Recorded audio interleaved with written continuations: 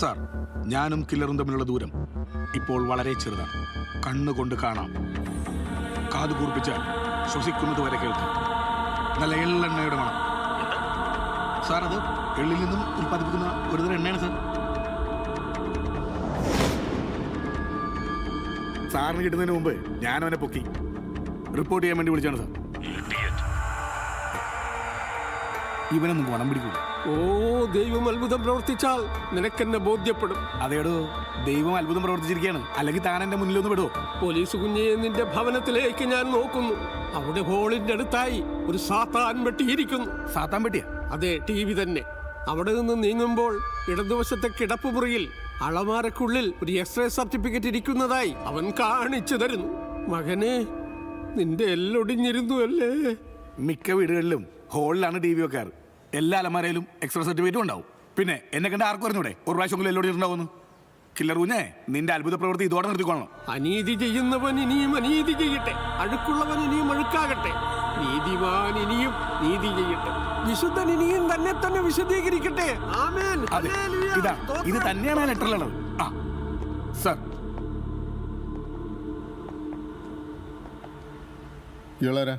Sir, ആ മരണം നടന്ന വീടിന് അടുത്തുള്ള ജംഗ്ഷനിൽ നിന്ന് പിടികൂടിയതാണ്. ഇയാൾ കഴിഞ്ഞ ഒരാഴ്ചയായിട്ട് ആ പ്രദേശത്തൊക്കെ അത്ഭുത പ്രവൃത്തി, രോഗശാന്തി എന്നൊക്കെ പറഞ്ഞ് ചുറ്റിക്കറങ്ങാണ് സാർ. പറച്ചിൽ മൊത്തം നമുക്ക് കിട്ടിയ കത്തിലുള്ളത് പോലെയാണ്. ആകെ ഒരു വശപ്പശ. ജോണി എവിടെ? അറിയില്ല. പാവം, ഒന്നും നടക്കാത്തതിന്റെ പേരിൽ ഈഗോ അടിച്ചിരിക്കായിരിക്കും. വിളിച്ചറിയിച്ചിട്ടുണ്ട്. ഇയാളെന്തായി പറയുന്നത്? അത് അയാൾ തന്നെ പറയൂ സാർ. ഡോ പറടോ. പാപങ്ങളെ നീക്കുവാൻ അവൻ പ്രത്യക്ഷനാകുമെന്ന് നിങ്ങൾ അറിയുന്നു. അവനിൽ പാപമില്ല. നിങ്ങൾ അവനെ കാത്തു മുഷിഞ്ഞുവോ? ഇതാ അവൻ വേഗം വരുന്നു.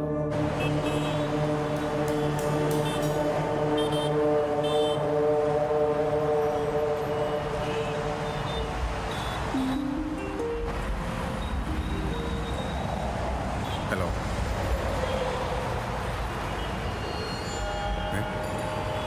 റാങ്ക്.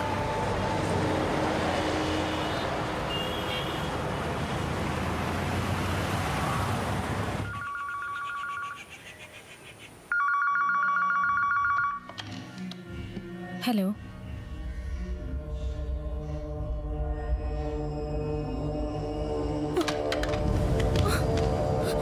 ചേച്ചി,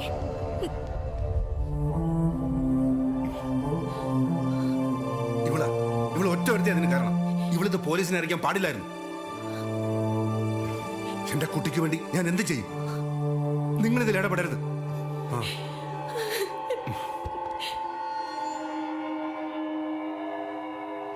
മിസ്റ്റർ ജോയ്, നിങ്ങൾ അവരെ വെറുതെ കുറ്റപ്പെടുത്തരുത്. അവർ ചെയ്തതാണ് ശരി. പിന്നെ ഇത്രയും വലിയ തുക നിങ്ങൾ എവിടെ നിന്ന് കണ്ടെത്തുമെന്ന്? അത് ഞാൻ എങ്ങനെയും കണ്ടെത്തും. എന്റെ സകല സ്വത്തുക്കളും വിറ്റിട്ടായാലും ശരി, പണം ഞാൻ കൊടുക്കും. ഇന്ന് 5 മണിയാണ് ഡെഡ് ലൈൻ. അതിനുള്ളിൽ നിങ്ങളെല്ലാം വിറ്റ് കാശാക്കൂ. നിങ്ങൾക്കൊരിക്കലും ഈ പറഞ്ഞ സമയത്തിനുള്ളിൽ ഇത്രയും വലിയ തുക ഉണ്ടാക്കി കൊടുത്തിട്ട് കുട്ടിയെ മോചിപ്പിക്കാൻ പറ്റില്ല. നമുക്കവരോട് നെഗോസിയേറ്റ് ചെയ്യാം. കുറച്ചുകൂടെ സമയം തരാൻ ആവശ്യപ്പെടാം, പണം കുറച്ച് തരാൻ ആവശ്യപ്പെടാം. അത്രയൊക്കെ ചെയ്യാൻ ഒക്കുള്ളൂ ഈ സിറ്റുവേഷനിൽ. Time delay tactics. And I have an officer.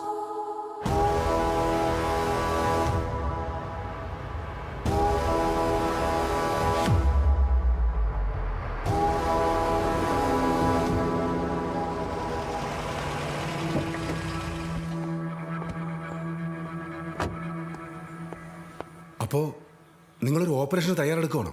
No, അവരുമായി വിലപേശാൻ തന്നെയാണ് തീരുമാനം. നിവർത്തിയില്ലെങ്കിൽ മാത്രം operation. And he's good at both. He will decide. 1 minute.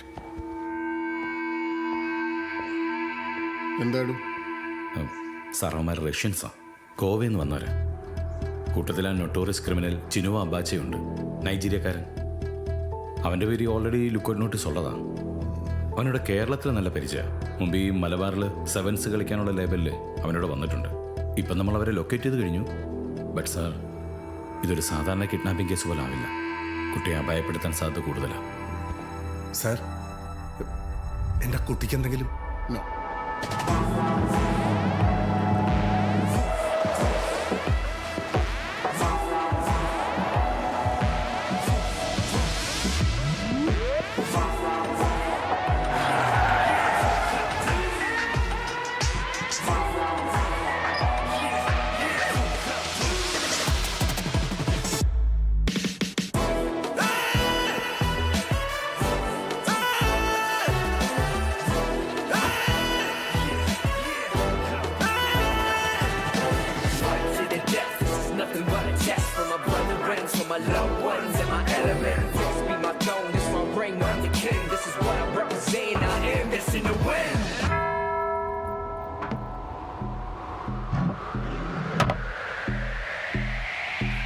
Who are you? Derek Abraham, my most effective man, and he hates violence.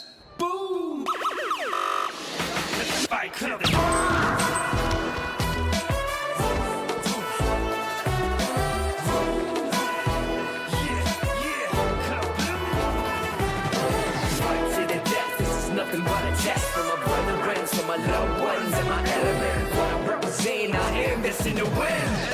Forgive me for my sins as I walk through the valley. This war about to begin as I go part to part. Fist blessed from God, you know what I am and you know what I lost as I fight.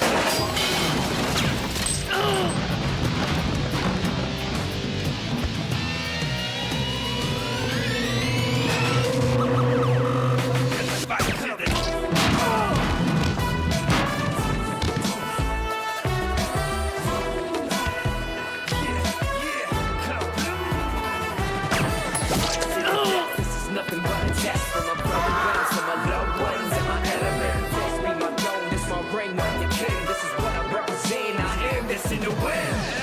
Forgive me for my sins as I walk through the valley. This what I'm about to begin as I go part to part. Fist blessed from God, you know what I am and you know what I lost as I fight.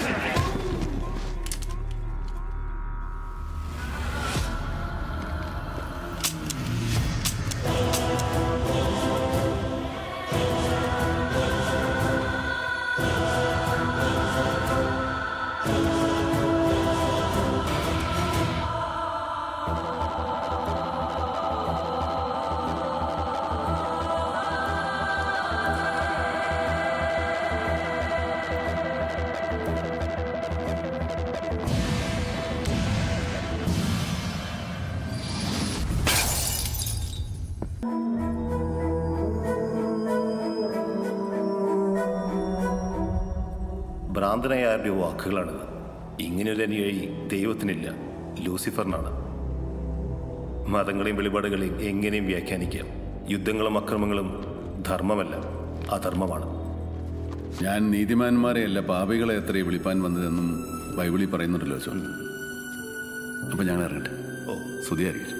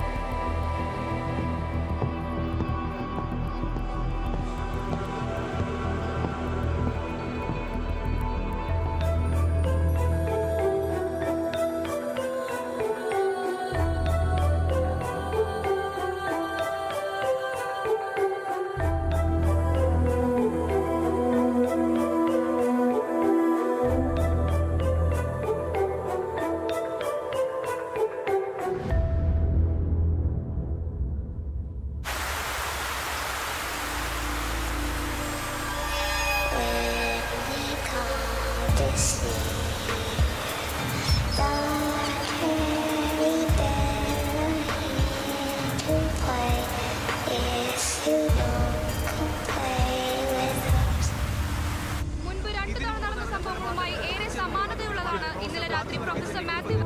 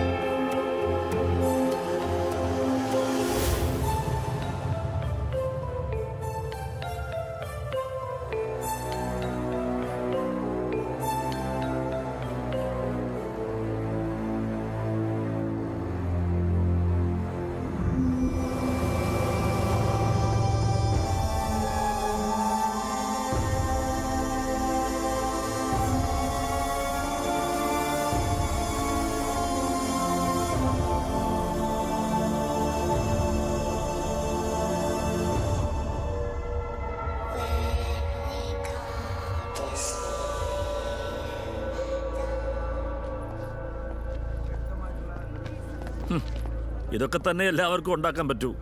സാരമില്ല, ഇനി ഒരെണ്ണം ബാക്കിയുണ്ടല്ലോ.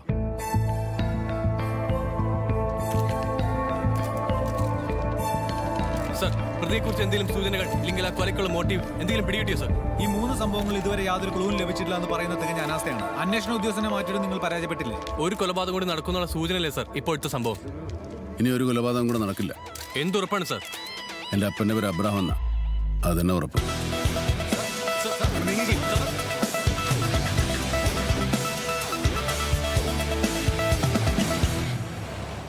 Sir, ഈ 3 മർഡറിലും സംഭവ സ്ഥലത്ത് നിന്ന് കിട്ടിയ ലെറ്ററുകൾ നമുക്ക് കാണിച്ചു തരുന്നത് ദൈവ വെളിപാട് കിട്ടി ബലി നൽകാൻ ഇറങ്ങിയ ഒരു അഭിനവ അബ്രഹാമിനാണ്. ഓരോ കൊലപാതകത്തിലും രക്ഷിതാക്കളോടൊപ്പം ഒരു കുട്ടിയും കൂടെ കൊല്ലപ്പെട്ടിട്ടുണ്ട്. പക്ഷേ ഈ സംഭവങ്ങളെ പരസ്പരം കണക്ട് ചെയ്യാൻ പറ്റുന്നില്ല. കൊലയ്ക്ക് പ്രേരകമായ സാമ്പത്തിക മോഹമോ മുൻവൈരാഗ്യമോ അങ്ങനെയുള്ള ഒരു പ്രകോപനവും കാണാനില്ല. പിന്നെന്തായിരിക്കും മോട്ടീവ്? സാർ, അങ്ങനെയാണ് കൊല്ലപ്പെട്ട അമേലയുടെ കേസിന്റെ പിന്നാലെ ഞാൻ പോയത്. അമേലിയ എന്ന 10 വയസ്സുകാരി സ്കൂളിലെ പ്രയറിലൊന്നും പങ്കെടുത്തിരുന്നില്ല. She was a devoted absent. ഒരുതരം സെൽഫ് ഇമ്പോസ്ഡ് ഓസ്ട്രസൈസേഷൻ. അമേലിയെ ഒരു മതവിശ്വാസവും ആരും ശീലിപ്പിച്ചിരുന്നില്ല. അവളുടെ മാതാപിതാക്കളും അവിശ്വാസികളായിരുന്നു. അഡ്മിഷൻ രജിസ്റ്റർ പരിശോധിച്ചപ്പോൾ മതം രേഖപ്പെടുത്തേണ്ടയിടത്ത് മതവിശ്വാസം ഇല്ല എന്നാണ് ചേർത്തിരിക്കുന്നത്. മറ്റ് കേസുകൾ പരിശോധിച്ചപ്പോൾ കൊല്ലപ്പെട്ടവരെല്ലാം നാസ്തികരാണ്, ഈശ്വരവിശ്വാസമില്ലാത്തവർ. സാധാരണ ക്രിസ്തീയ കുടുംബങ്ങളിൽ കാണുന്ന പ്രാർത്ഥനാമുറിയോ രൂപക്കൂടോ ഒന്നും ഇവരാരെയും വീടുകളിലില്ല. അതായത് വിശ്വാസമില്ലാത്തവരെ തിരഞ്ഞുപിടിച്ച് അമിത വിശ്വാസിയായ ഒരാൾ അല്ലെങ്കിൽ അന്ധവിശ്വാസിയായ ഒരാൾ കൊലപ്പെടുത്തുന്നു. ശരീരത്തെ മനസ്സിൽ നിന്ന് വേർപെടുത്തി മറ്റൊരു ലോകത്തെത്തിക്കുന്ന ആസ്ട്രൽ പ്രൊജക്ഷൻ എന്നൊരു രീതിയാണ് കുറ്റവാളി പരീക്ഷിക്കുന്നത്. ദൈവത്താൽ തിരഞ്ഞെടുക്കപ്പെട്ട ദൈവത്തിൻ്റെ പ്രതിപുരുഷനാണ് താനെന്നുള്ള ഒരു വിഭ്രാന്തി, എ ഡെലൂഷണൽ ഡിസോർഡർ. അതവനെ വഴിയുള്ളൂ മോട്ടീവ്. മുൻപ് കാലിഫോർണിയയിൽ ഒരുത്തനുണ്ടായിരുന്നു, ചാൾസ് മാൻസൺ. നേരിട്ടല്ല, വിശ്വാസികളായ അനുയായികളെ ഉപയോഗിച്ച് കൊലകൾ ചെയ്തു കൂട്ടി. താൻ ദൈവത്തിൻ്റെ അവരനാണെന്ന് സ്വയം വിശ്വസിക്കുന്ന ഒരു ഭ്രാന്തൻ. എല്ലാ നാട്ടിലും കാണും ഇതുപോലെ വിശ്വാസ വിഭ്രാന്തി പിടിച്ച കില്ലേഴ്സ്. അപ്പോൾ ഈ അക്കങ്ങൾ ഈ 10 പേരെ കൊലപ്പെടുത്തുക എന്നുള്ള ലക്ഷ്യത്തിന് പിന്നിൽ എന്തുകൊണ്ട് 10 പേര് എന്നുള്ളത് നമ്മൾ കണ്ടുപിടിക്കേണ്ടിയിരിക്കുന്നു. പക്ഷേ അതിനുള്ള ഒരു ക്ലൂവും ഒരിടത്തും അവൻ അവശേഷിപ്പിച്ചിട്ടില്ല. മഴയുള്ള രാത്രികൾ കൊലപാതകത്തിന് തിരഞ്ഞെടുക്കുമ്പോൾ ഇരയുടെ ശബ്ദം പുറത്ത് കേൾക്കില്ല. അതുമാത്രമല്ല, സ്നിഫർ ഡോഗ്സ് മണം പിടിച്ച് എവിടെയും എത്തുകയുമില്ല. What next? കേൾക്കുമ്പോൾ അപ്സൈഡാണെന്ന് തോന്നാം. വലിയൊരു ടാസ്ക്കാണ്. സിറ്റിയിലെ ഔദ്യോഗിക രേഖകളിൽ നാസ്തികരെന്ന് സ്വയം പ്രഖ്യാപിച്ചിട്ടുള്ള എല്ലാ ആളുകളുടെയും പേര് വിവരങ്ങൾ എനിക്ക് കിട്ടണം.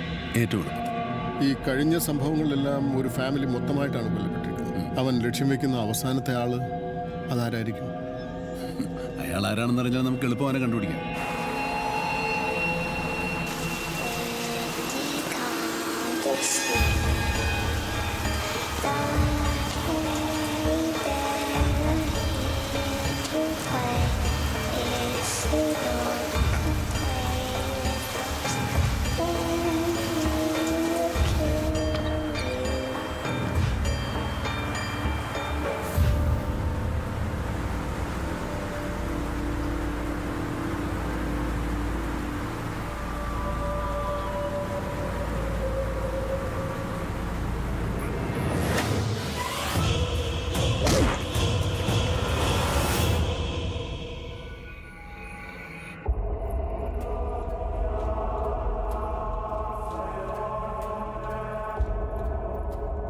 മേരി മാതാ സെമിനാരിയിലെ ബ്രദർ സൈമൺ, നിനക്ക് വന്ന വെളിപാട് ദൈവത്തിൻ്റെ അല്ല, സാത്താൻ്റെയാണ്.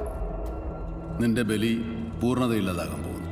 അവൻ കൽപ്പിച്ച ബലിയെ തടുക്കാൻ നിങ്ങൾക്കാവില്ല. ഇനി നീ എങ്ങനെ അത് പൂർണ്ണമാക്കും?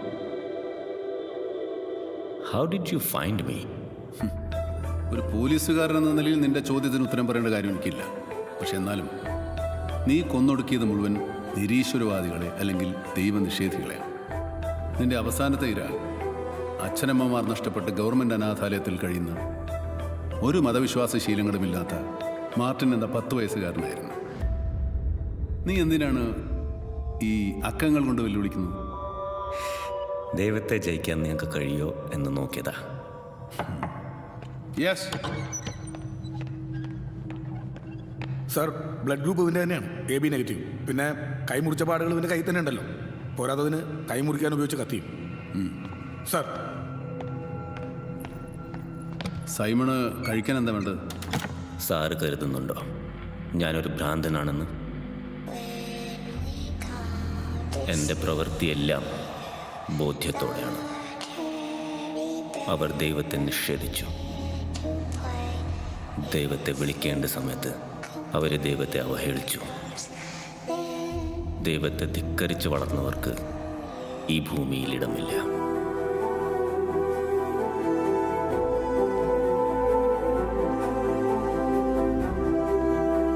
സാർ, ബലി ഞാൻ പൂർണ്ണതയിൽ തന്നെ അർപ്പിക്കും. ഈശോ മിശിഹായ്ക്ക് സ്തുതിയായിരിക്കട്ടെ.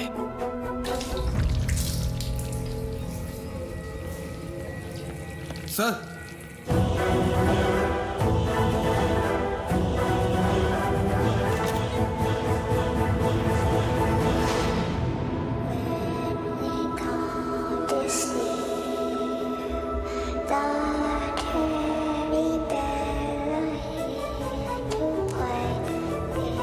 ബലി ഞാൻ പൂർണ്ണതയിൽ തന്നെ അർപ്പിക്കും.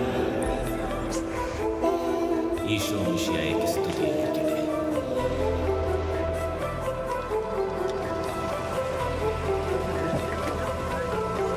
മുൻ അന്വേഷണ ഉദ്യോഗസ്ഥൻ എന്ന നിലയിൽ പ്രതിയുടെ ആത്മഹത്യയെക്കുറിച്ച് താങ്കൾക്ക് എന്താണ് പറയാനുള്ളത്? പറയണം സർ.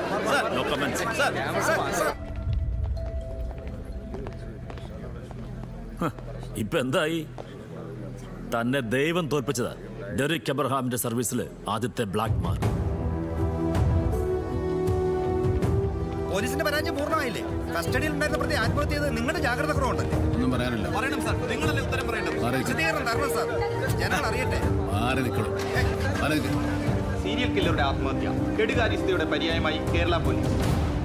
കേരളത്തെ ഒന്നടങ്കം ഭീതിയിലാഴ്ത്തിയ സീരിയൽ കില്ലർ സൈമൺ പോലീസ് കസ്റ്റഡിയിൽ വെച്ച് ആത്മഹത്യ ചെയ്ത സംഭവത്തിൽ അന്വേഷണ ഉദ്യോഗസ്ഥനായ ASP ഡെറിക് അബ്രഹാമിനെ അന്വേഷണ വിധേയമായി സസ്പെൻഡ് ചെയ്തു. സർക്കാരും ആഭ്യന്തര വകുപ്പും പ്രതിരോധത്തിലായിരിക്കുന്ന ഈ സാഹചര്യത്തിൽ അടിയന്തരമായി വിളിച്ചു ചേർത്ത വാർത്താ സമ്മേളനത്തിൽ വെച്ചാണ് DGP ദീപക് ചരൺ ഇക്കാര്യം മാധ്യമങ്ങളെ അറിയിച്ചത്. സമക്കോ, എന്നാലും ഷോറൂമിന്റെ ഉദ്ഘാടനം ഗ്രാൻഡ് ആയി കേട്ടോ. ഇതൊന്നും ഇത്ര പെട്ടെന്ന് നടക്കും ഞാൻ വിചാരിച്ചില്ല. എല്ലാവരും ലാക്കല്ലടാ. പിന്നല്ല.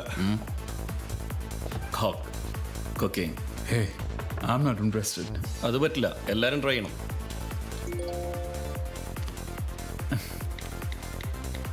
അതിന് അരമണിക്കൂർ കഴിയുമ്പോഴേക്കും ബീച്ച് റോഡിലേക്ക് എത്തും.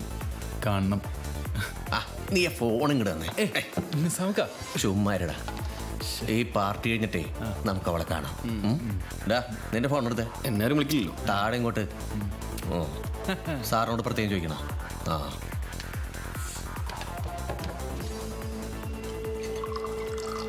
ഞങ്ങൾ വീണ്ടും വീണ്ടും അവനെ കൊണ്ട് കുടിപ്പിച്ചു. സൽമാൻ നിർബന്ധിച്ച് അവന് കൊക്കയും കൊടുക്കുകയും ചെയ്തു.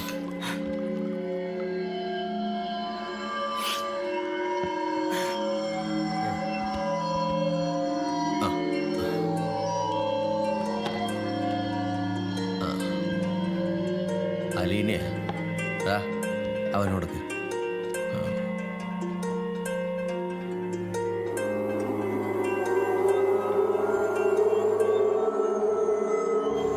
ഫിലിം ഞാനിവിടെ എത്തിയിട്ട് എത്ര സമയമായെന്നറിയോ?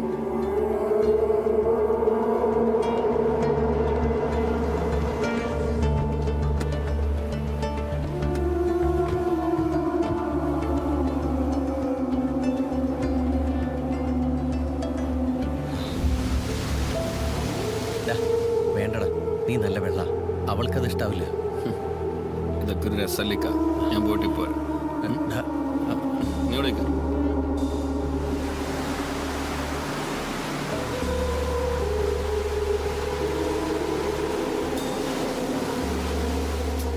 ഫിലിം വേണ്ട.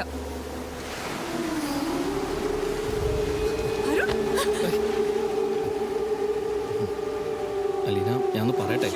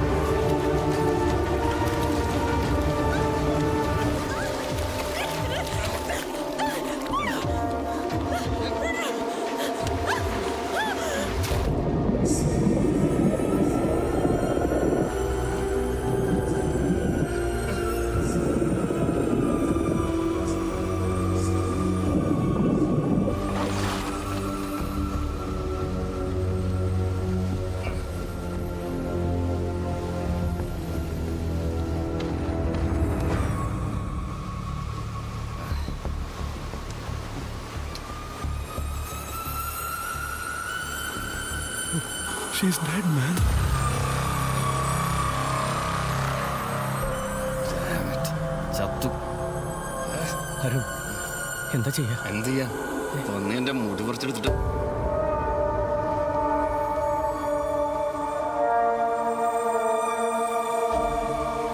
അതൊന്നും ബോധത്തോടെ ചെയ്തതായിരുന്നില്ല. പിന്നെ അത് കഴിഞ്ഞ്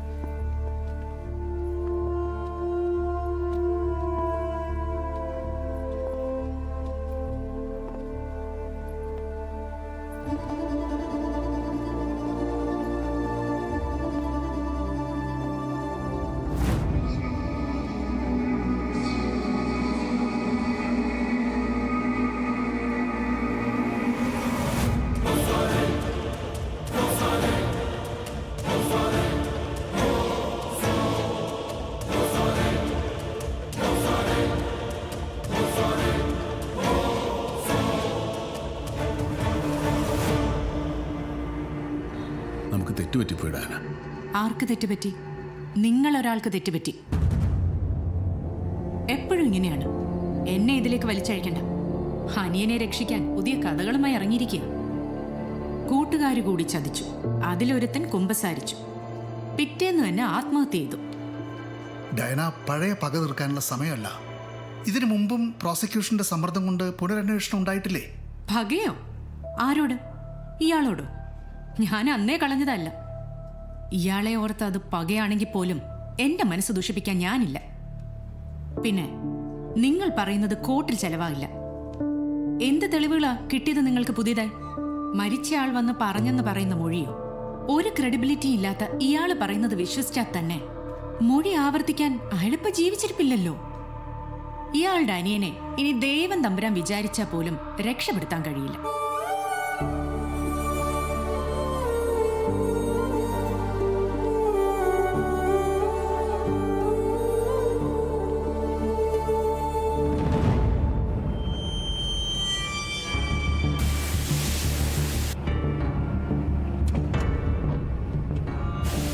ചതിക്കായിരുന്നല്ലടാ.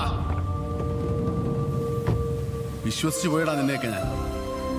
എന്റെ ഫിലിമിനെക്കാളും നിങ്ങളുടെ വാക്കുകൾ ഞാൻ വിശ്വസിച്ചു.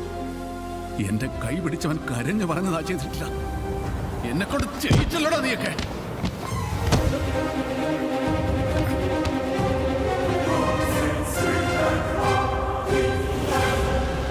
നിന്നെയൊക്കെ കൊണ്ട് പറയിപ്പിക്കൂടാ ഞാൻ. താൻ എന്താന്ന് വെച്ചാ ഉണ്ടാക്കണോ? ഒരു പുല്ലും ചെയ്യാൻ പോകുന്നില്ല താൻ. അതിനുള്ളതൊക്കെ ഞങ്ങൾ ചെയ്തു വെച്ചിട്ടുണ്ട്. പിന്നാലെ കൂടാനാണെങ്കിൽ ജീവൻ ഉണ്ടാവില്ല, കൊന്നുകളയും.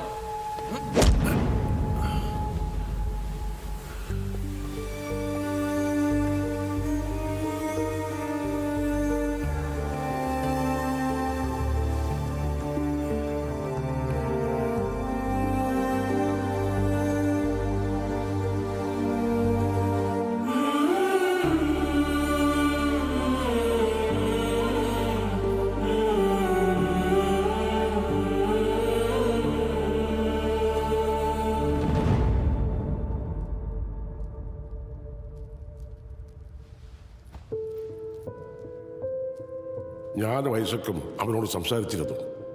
പുറത്തു തരുന്നതിനെക്കുറിച്ചും നിന്റെ സങ്കടവുമൊക്കെ ഞാൻ അവനോട് പറഞ്ഞു. ആദ്യം നിന്നെ കാണാൻ അവർ സമ്മതമില്ലായിരുന്നു.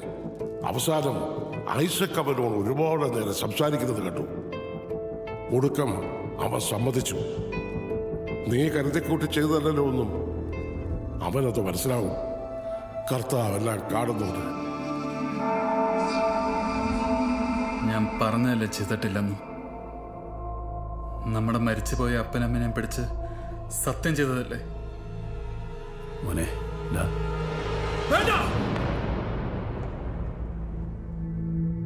ഇപ്പൊ ഒന്ന് കരയുന്ന എന്തിനാ? എന്റെ ജീവിതം ഇതിനുള്ളിൽ ഉരുകിത്തീരുന്ന എന്റെ സഹതാപം കാണിക്കാനല്ലേ? നിങ്ങൾ എന്നെ സ്നേഹിച്ചിട്ടില്ല. നിങ്ങളെ സ്നേഹിച്ചത് നിങ്ങളുടെ യൂണിഫോമിനെയാണ്. ഇനിയിപ്പം ഞാനെല്ലാം പുറത്തു തന്നാൽ എന്നെ ഇവിടെ ഒന്ന് തുറന്നു വിടുവോ? ഇല്ലല്ലോ. നിങ്ങളെ കാണുമ്പോൾ എനിക്ക് പകയാ.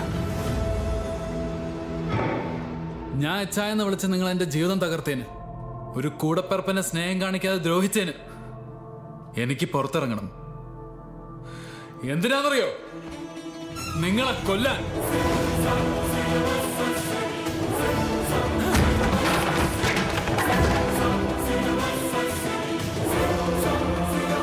ഇത്രയും കാലം നിങ്ങളെ കാണാതെ ഞാൻ നേടിയത് നിങ്ങളെ ഇല്ലാതാക്കാനുള്ള ധൈര്യമായിരുന്നു.